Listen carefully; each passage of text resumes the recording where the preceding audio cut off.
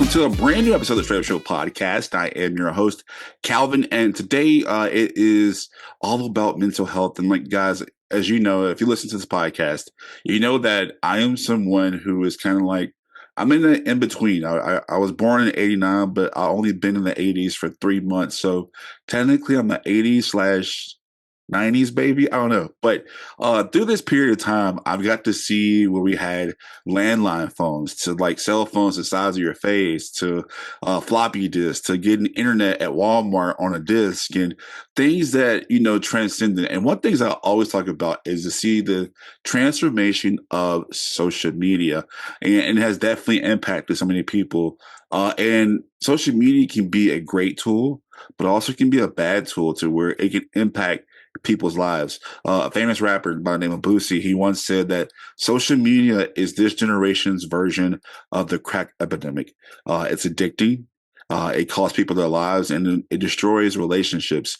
And I kind of have to agree with that. It is the brand new version of, I would say, our crack epidemic of the world, basically. And today we want to talk about just basically social media versus mental health. And if you are a avid listener of this podcast, you know we take mental health very seriously. We've had some previous psychologists on the show, and today is no different. This person I met her and her co-partner. They're going to an Eagles concert here in Vegas, and we got a chance to meet, and we talked about mental health, and it was just sporadic how it happened, and then and so she agreed to come on the podcast today. So without further ado, my guest today talk about all mental health and the social media versus social media is no other than Dr. Jamie Micco. Jamie, thank you so much for coming on the podcast today. My pleasure. Thanks for having me. Yeah, and so we met in Vegas, and so we met, and y'all were going to a Eagles concert. First off, how was the concert at the Sphere? It was amazing. It exceeded expectations. It was a really good time. Yeah, and so like you and Ben were going to the Sphere. Okay, so just a quick disclaimer. Okay, so that was your first time at the Sphere, right? Yes. Okay. Yes. So for those who have never been to Vegas or been to the Sphere, just tell them how cool was it because they don't understand. Yeah, like I honestly didn't know what to expect. I saw the outside of it, and it's like, images that are larger than life on the outside. And you go in, and it's this, very modern set of escalators and places to get drinks. And then you actually enter the Sphere, and it's like nothing I've ever seen. It was like being outdoors and like in the setting or the movie set, really. But obviously, it was all a visual illusion. Yeah. So sitting down, and then throughout the concert, they just they put so many different visuals in front of you that you felt like sometimes you were in a car driving, and sometimes it felt like you were in the woods. It was amazing. It was really cool. Now, tell me if I'm crazy or not, right? Is it me or is it bigger inside than the outside? Does it seem I like? mean, he was bigger, but I wonder if that's part of the illusion. Yeah, it was definitely bigger than me. So, and it's just, I was like, man, I had so much fun. Now, I didn't go to a concert. I'm going to prepare for this. I'm going to a Backstreet Boys concert this summer at the Sphere. So don't hate, but hey, No, I'm kind of hating because I think I would have really enjoyed Backstreet Boys too. come on back, come on back. I mean, I might have to. Well, you may recall that the reason we were in Vegas was we were attending a conference. We were Right. attending the Anxiety and Depression of Association of America conference, and so that's how we got talking about mental health. And like I said, and you agreed to come on the podcast, and big shout out to your partner Ben. Ben, thank you so much for being cool and that conversation we had. Let me ask you this: so before we get started, just tell people about who you are, where you're from, and how long you've been, and what do you do, basically. Okay, I'll do my best to do the short version. So I'm in the generation a bit before you. I'm they sometimes called the micro generation and exennial. So somebody was born right on that cusp of like being completely without digital technology and then suddenly being thrown into it. So we had the best of both worlds of the childhood without social media and lots of video games and tech use, although we had a little bit, and then it's still being young enough to learn how to use technology as we were in college and so forth. So I understand what you're saying about a very different world at this point for youth compared to when we were growing up. I grew up in Ohio, outside of Cleveland, and went to Boston to go to college. I went to Boston University for my undergraduate work. And then I went straight into my PhD program in clinical psychology at BU. So just remained there. I felt like I was a lifer. And went on after my graduate work to do my uh, predoctoral internship and then postdoctoral work at Massachusetts General Hospital, where I stayed for about, I think, a little over a decade, doing clinical research, often with youth experiencing anxiety, OCD, and depression, as well as clinical work. By the point I moved on from Mass General, I was running an intensive program for adolescents with severe anxiety disorders, among other things. And then, at some point, I made the choice to start my own practice, leaving Mass General, although I never fully left. I'm still affiliated with MGH and Harvard Medical School as a supervisor and part of the child track training program that they have going on for psychologists there. But I left and started a solo practice for a few years while my youngest was still a baby. And then Ben, who you met, he and I connected under similar kind of career circumstances and made a choice to start a group practice, which is called the Concord Center. And at the Concord Center, we currently we have 19 clinicians, including ourselves, and we treat the broad range of mental health problems across the lifespan, but we do especially see kids, adolescents, and young adults. So in my own work, I work very often with teenagers and college-aged youth, and so I feel I can speak a lot about their use of social media and I guess the pros and cons of that use.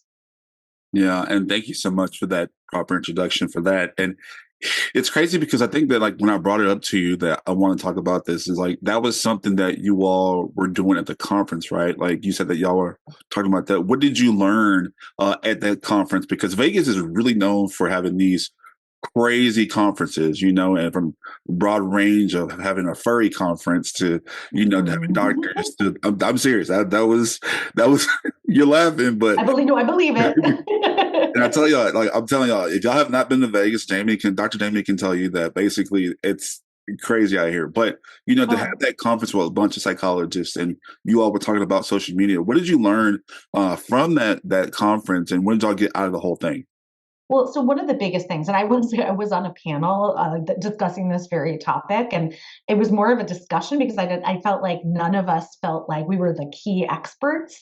But one of the keynote presenters, who is a developmental researcher at PhD level, her name is Dr. Candice Ogden. I think I may be mispronouncing her last name. She gave a lovely keynote that really sort of turned the tables on how I was thinking about youth and the use of social media and technology and its effects on mental health.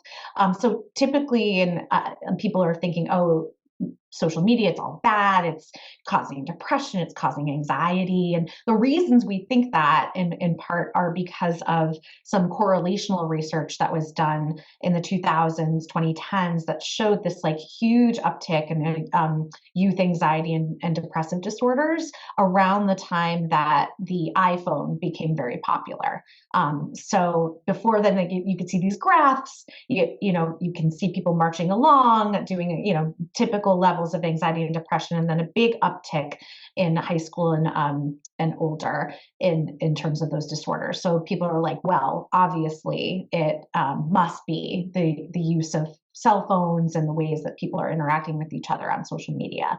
But it may be that we don't have all of the answers with that, because one of the big things you learn as a researcher is that correlation does not equal causation. So we can't say for sure that that's what may have been happening to increase those levels of disorders. And what Dr. Ogden was talking about at the keynote was actually, if you look at some of these huge data sets, it seems that a lot of kids or youth are doing just fine with their technology use. Like they're not experiencing these huge upticks, but the kids who are already vulnerable, so the kids that already are prone to anxiety, depression, OCD, and body image concerns, are the ones that then have exacerbations or increases in mental health problems. So it's not necessarily social media leads to this, but the interaction effect of already being vulnerable, perhaps using technology and social media in ways that then reinforce some of those mental health problems. And we're going to definitely unpack a little bit more of what you just said about Sure. just basically just these groups of people. And then, crazy thing about it, that a lot of stuff didn't start until technology got more advanced, especially with the iPhones. We're going to have more with Dr. Jamie Micco on the other side of the break. Make sure you stay tuned to the Straight Up Show podcast. I think straight up means to be able to speak in a way that is straight up, to be honest and to speak your truth. Raw, uncut, you know what I mean? It's blunt, straight to the point. This is what it is. It's just a place to be open and honest, and that's what I appreciate most about it. And it provides a place for community members to come together and just be straight up with each other about things that are going on in the world, because it affects all of us. Unfiltered, raw, with all the cursing that Calvin does. Straight up is just being real, telling it like it is, being you. Being solid, being who you are, no matter what it is, no matter what situation you're faced with, right? This is who you are. It really speaks to me, saying it is what it is and it ain't what it ain't, straight up. Our world is made up of roughly 8 billion people. People of different races, different cultures, and different languages.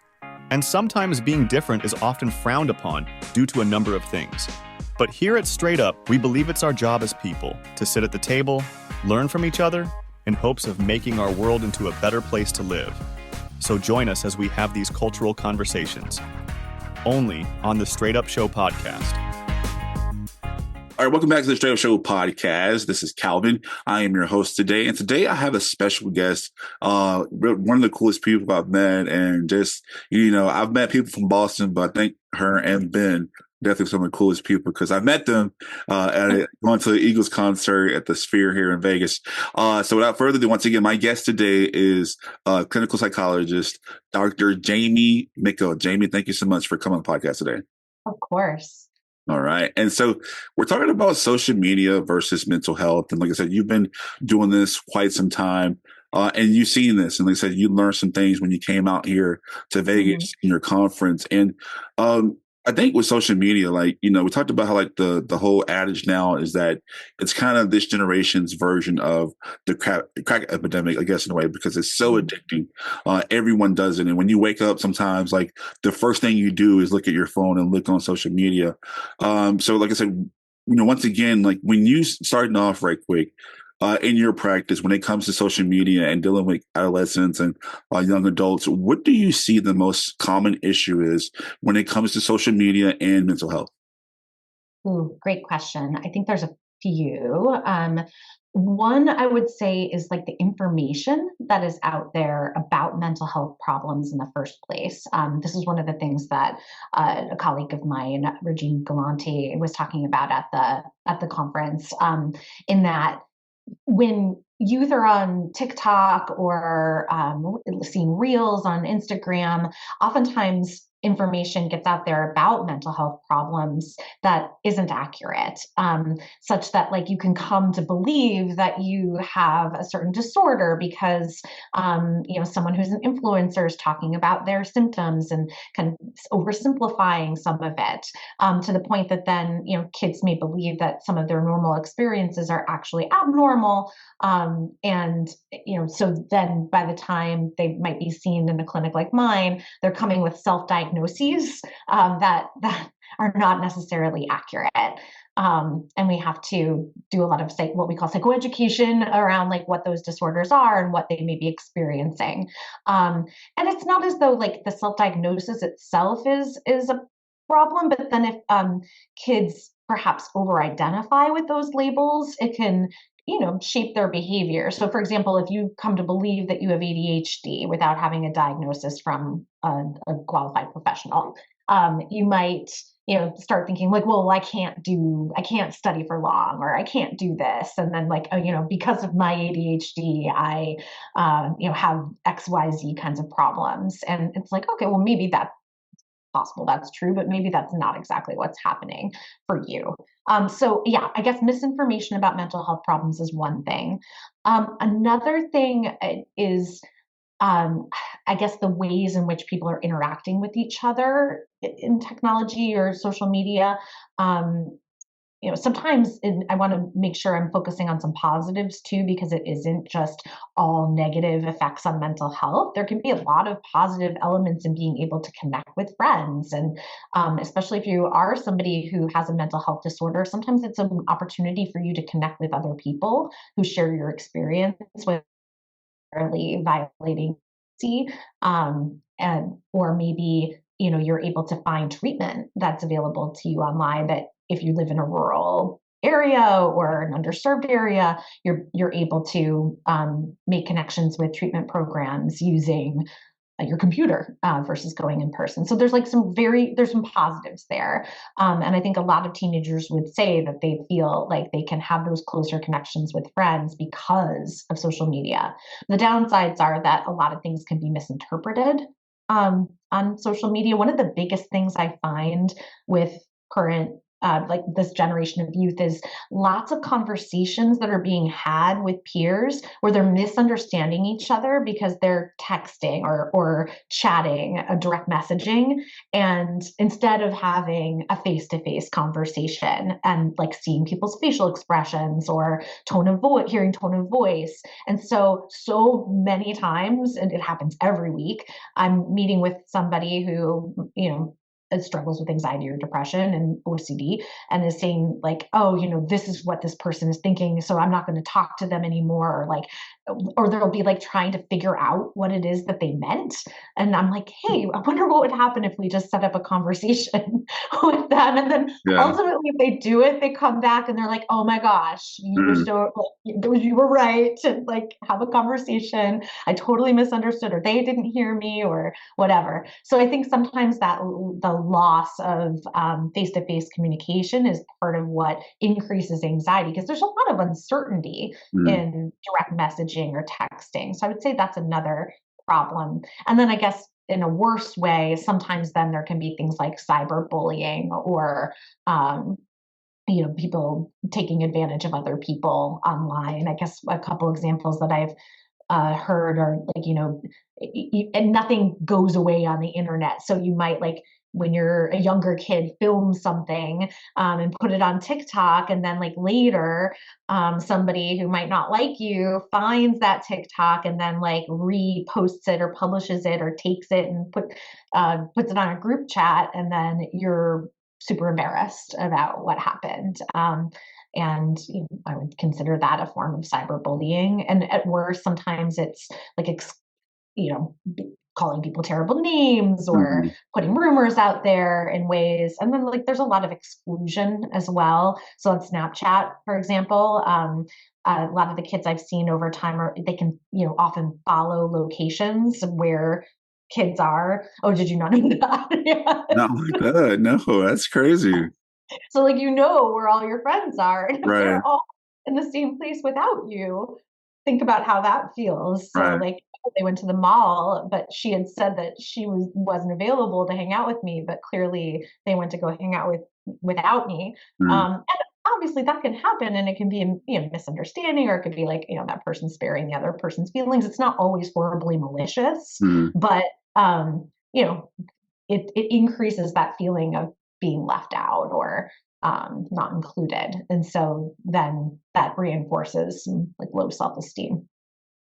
Did not know all this. Like, and, it's crazy. Like, I thank God, because I'm like, because back then, I think the closest to technology we had to recording video was like the Razor phone, and like basically, right, I had a Razor. Remember that one? Yeah. And so it's like I said, I can tell you right now, back then in my high school and college days, I had a couple viral moments that I'm thank God that technology Oh, for sure. was not was not Same.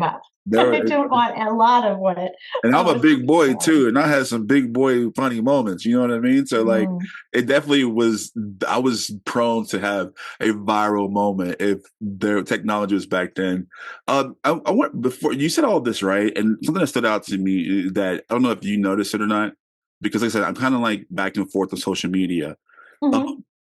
As a professional and a clinical psychologist, I don't know if you've noticed this, and I talked about this with previous Dr. Aaron Johnson about how there are a lot of quote unquote influencers uh, Mhm. who pose as professionals online, Yeah. and they use their platforms to not only give advice, Yeah. but they're kind of posing as professionals and charging people to like talk to them and stuff like that. Uh, can you debunk this and can you tell people on social media how dangerous it can be to pose as like a mental health expert or someone who can help you with your issues? Yeah, I mean, I think a lot of the influencers are well-meaning, and that they feel like they have good information to share, but they almost overextend their areas of expertise. Like a lot of times, like you said, they're not mental health professionals. Rather, they're people who take an interest in mental health, and it's not as though all of the information they're sharing is inaccurate, but sometimes if you come to trust people, especially as they become more famous. I mean, you may not know this, but Dr. Phil is not a licensed psychologist. I think either relinquished his license or never got it in the first place, so that he could do his show without the constraints of the licensing board. I didn't know. So not to diminish his credentials, but at the same time, like lots of times, people are kind of going in a more extreme direction with the information that they may be sharing. And so I know that there's a big push right now with among psychologists at least, and I'm sure many other mental health professionals to get more accurate information out there from people who are doing this work day in, day out. And I think it's on us to be working harder to counter some of the misinformation that's out there, even if it seems really flashy and easy. Like a lot of the things that I think maybe you're referring to are like, hey, 3 easy steps to getting rid of your anxiety forever. And it's like, no, everybody's got anxiety. If we got rid of anxiety forever, we would never jump out of the way of a speeding car if it was coming towards us. Like it's something that's really important for us to have. And even people with anxiety disorders, there can be useful things about that anxiety. It just tends to go into like false alarm mode a lot of the time. And so it's actually not helpful to tell somebody to get rid of their anxiety because A, it makes it harder when that anxiety shows up, and B, the anxiety serves its own purpose. And so people can end up feeling more demoralized if they follow the 3 steps, and that doesn't work. And so I think that's an example of something where we could be really better about countering some of the messages out there about mental health. I think what scares me is that I've seen a plethora of influencers, try to use like, they are somewhat, or they're going to school to be a professional therapist or psychologist, and they're using their platform to not only just like, say they can help people, but they're charging people too. So I'm pretty sure there's some illegal.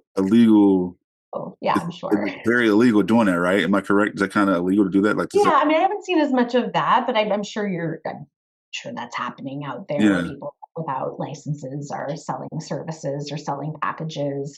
Sometimes, there's a field called life coaching that isn't very well regulated. I'm sure there's lovely life coaches, and then there's probably others who really don't have the proper training in order to help people who are struggling. Right. And it's like Kim Kardashian, right? I'm not knocking her, but it's like her using her influence to give legal advice. And it's like, Right. because she's so popular, people follow that message. And Right. that's what just scares me the most, is that a lot of people sit there and like just, want to follow these influencers and, especially on social media, and then use their word as like bond. Their word is just And that's Right. what scares me the most. Yeah. Yeah, I think you're right. And this is definitely something that's come up. And again, we have to do a better job getting the real solid information out there for not only kids, but everybody. It's a lot, y'all. I'm learning so much from Dr. Jamie Micco, and like we're gonna have a little bit more to Dr. Jamie Micco about some coping methods when it comes to social media and your mental health. Make sure you stay tuned to the Straight Up Show podcast. Years ago, my family had us scared when we thought my mom had breast cancer. It was painful to see her go through all the testing and witnessing her be just as scared. Fortunately, she did not have breast cancer, but millions of women and men aren't as lucky. So we here at Straight Up are supporting and standing with those who are battling and have survived breast cancer with our official breast cancer awareness merchandise. Just visit our website, straightupshowpodcast.com, and get yours today. All proceeds will be donated to local breast cancer foundations. So we encourage you not only to get educated, but join us as we stand straight up to breast cancer.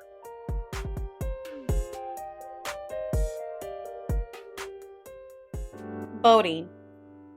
It's a right, a privilege, and a responsibility. Many have made the ultimate sacrifice just so we could have the ability to vote on what we believe is best for us and our community.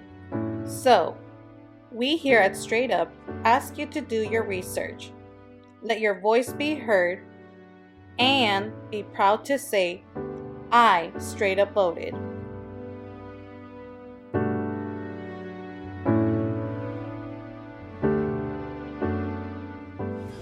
We are from the city. Tune in to the Straight Up Show podcast.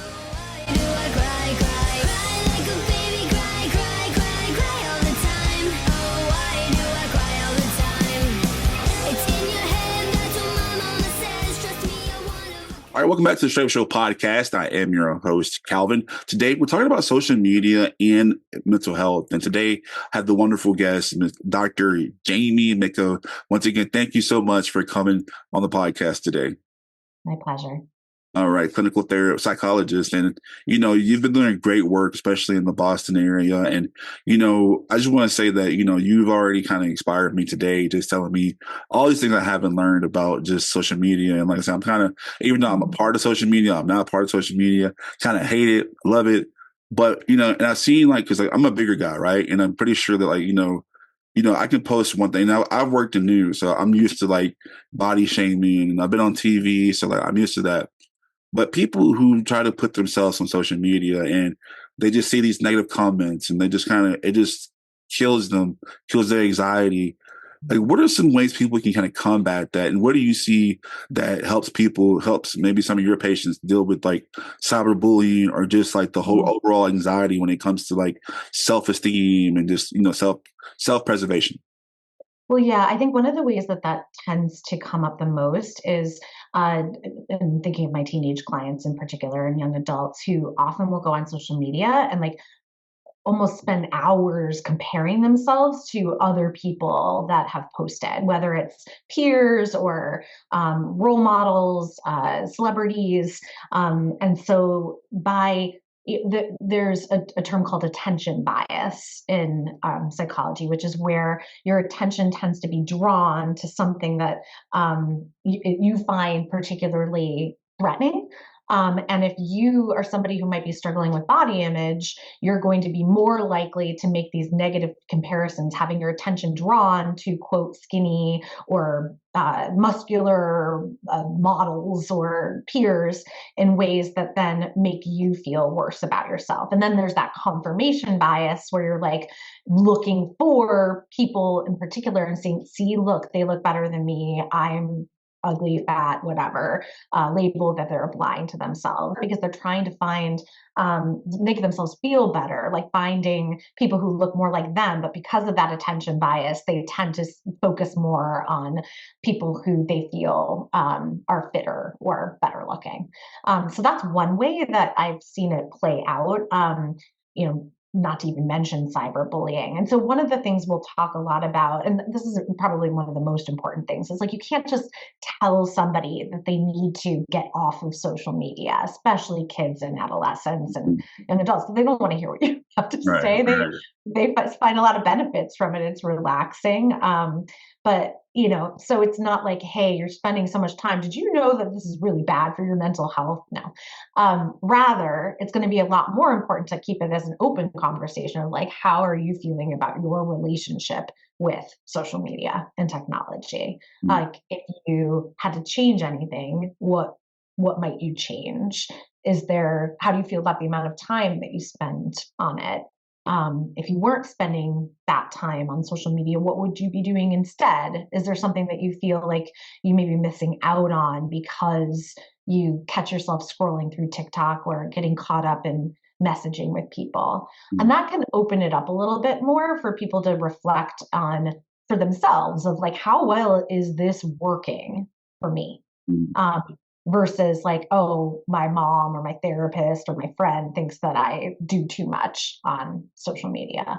And so I often will have those conversations and then set some very specific goals. Like, hey, okay, so when you get home from school, can you put your phone in another room so that you can focus more on homework? Because you said it's important for you to get good grades. Or, you mentioned that you wanted to spend more time outside with friends, like maybe playing basketball. So how can you go straight from school to basketball so that you're not tempted to get caught up in social media when you get home? So just doing some real problem solving around like, what are you actually going to do to make it so that you don't get caught up in unhealthy patterns or cycles?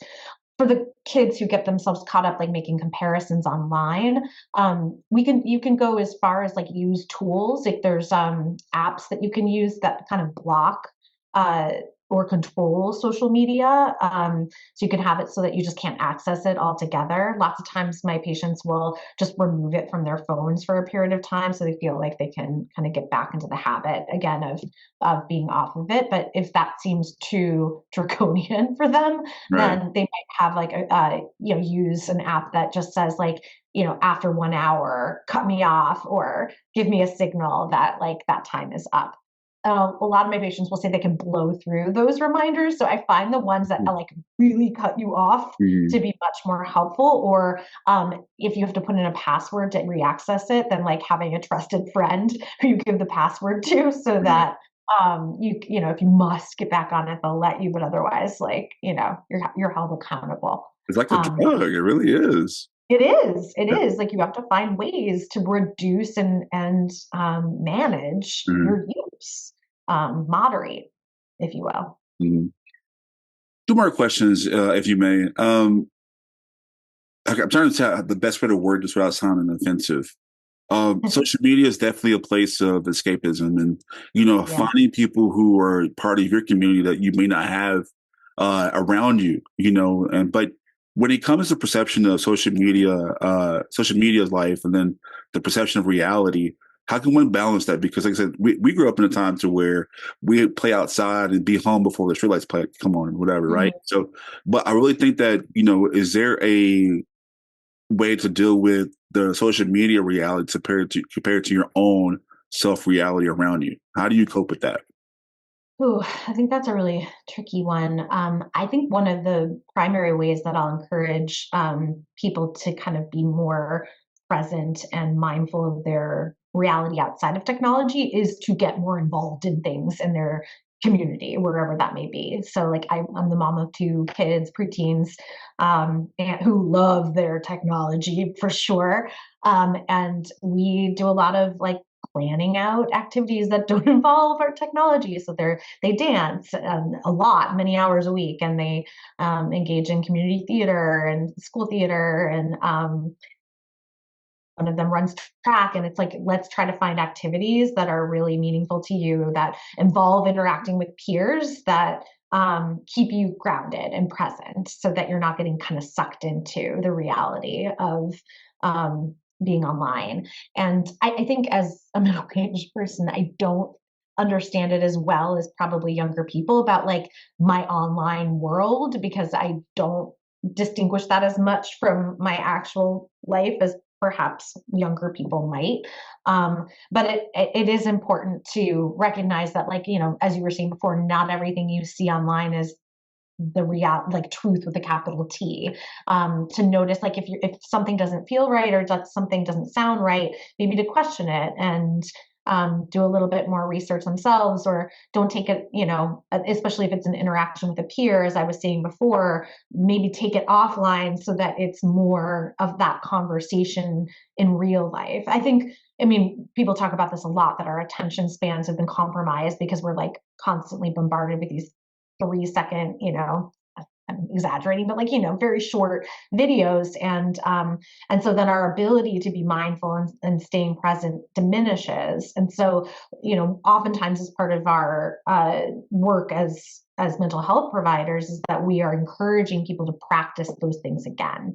So noticing things around you, taking 5 or 10 minutes to center yourself, be aware of like what your 5 senses are telling you. And I think that's another strategy to kind of bridge those worlds, if you will.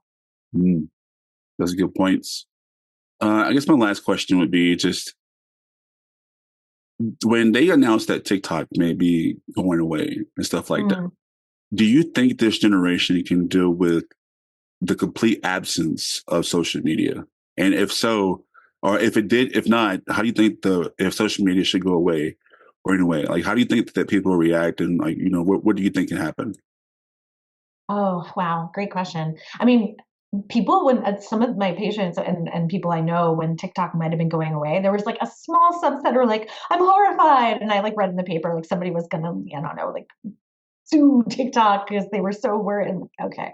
But a lot of people actually were like, maybe this is what I need. It's like, if I can't have it, then, phew, relief. Then I'm not going to get myself sucked in so much anymore. I heard that multiple times.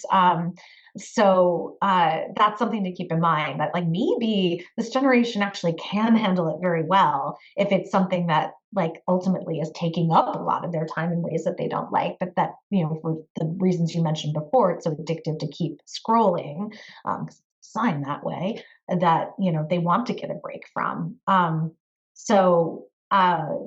Yeah, I guess that's a long-winded answer to say that, yeah, I actually think they could handle it really well. And it, it might just be a difficult period at first if it were to entirely go away. I just feel like that, like, when that happened, they announced it and they go, I think it went for like a day or two, I think. And then they were so quick to sort of replace it, immediately. Right. Which is why I think that's a pie in the sky idea. Like if there was an apocalypse and we didn't have social media anymore, sure, maybe they'd be a little more present and mindful, but probably not going to happen. All right. Final question. Basically, before we leave, and I want to thank you so much for coming on the podcast today. You did a wonderful job. Before we leave, what's like a message that you can give to teenagers, young adults, and those of social media? What's your final message to them? Something positive they can kind of go off on and what you say. Yeah. So I think it's what I was saying before around like be real with yourself. You know what works for you and what doesn't in managing your life. And you probably know if you're spending more time engaging in social media than you wish, or maybe you're spending exactly the right amount of time. Ask yourself some difficult questions about, like, are there things that I may be missing out on, or that are not part of my life that I want to be part of my life because of my relationship with technology and social media? And if that's yes, then maybe start to think about how you can gradually incorporate more of what you want, and reduce the use that you don't want. And there's a lot of help to do that online. Like I was mentioning before, there's apps, there's, people who can help you in the form of mental health professionals or school counselors. So, if that's what you want, then it's possible. All right. Well, thank you so much, Dr. Jamie Micco. Thank you once again for coming on our Show podcast. Did a wonderful job. And before you go, how can people follow you in your office and follow you on social media? Yeah, so the Concord Center is on social media. We've been working really hard lately to get more of a presence on Facebook, Instagram, LinkedIn at Concord Center, and our website is www.concordcbt.com. We have a lot of good programs for youth and adults, especially coming up this summer in the Boston area. If people want to check that out, please do. All right. And if you're watching the show, we'll have all the information on the ticker below. If you're listening, we'll have all the information for the Concord on the episode description. So with that being said, Dr. Jamie Micco, thank you so much for coming on Rev Show Podcast. Thank you so much for having me. All right. And y'all, that's the end of our show. I want to give once again a big thank you to Dr. Jamie Micco for giving us her time. Met her in Vegas, met her and Ben, great people. The conversation is not over just yet. We have more of the episode on our podcast at stripshowpodcast.com. That's STR8upshowpodcast.com. There you can see our other mental health experts talk about mental health. You can see Jamie's episode today, Dr. Jamie Micco's episode today. Also, if you want to support the podcast, make sure you go to stripshowpodcast.com/patreon.com 318. That's patreon.com/stripshowpodcast 318. There we go. Got it now. But that's not the end of our show. Make sure you come back. But if you do come back, there's only one rule to our show. You got to be straight up. All right. See you guys later.